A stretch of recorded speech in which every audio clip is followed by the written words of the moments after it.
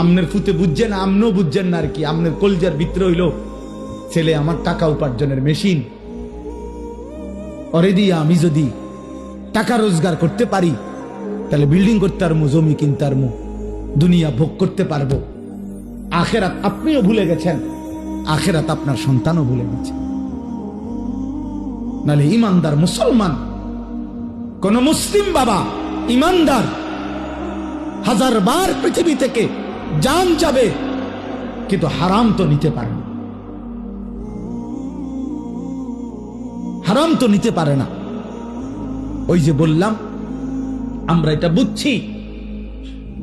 বুঝছি যে সন্তানের টাকা পয়সা, সন্তানের কামাই রোজগারির ব্যবস্থা করা এটা আমি বাবার একক দায়িত্ব। এটা আল্লাহ পারবে না। আল্লাহ ছোটবেলায় মার মুখ থেকে দুধ পান করাইছে, এটা যদিও পারছে, ছোট্ট থাকতে পারছে, আল্লাহ 16 বছর 18 বছরের সন্তানকে আর লালন পালন করতে পারবে না। নাই তো ইনসাফ করেন, নাহলে একজন বাবা এখন প্রতিবাদ করেন, যদি কেউ সুদ নিয়ে থাকেন, কিস্তি নিয়ে ছেলেরে বিদেশ পাঠাইয়া থাকেন, তো আমনে এখন দাঁড়াইয়া প্রতিবাদ করেন যে আমি আল্লাহর জন্য পাঠাইছি, আখেরাতের জন্য পাঠাইছি, সুদে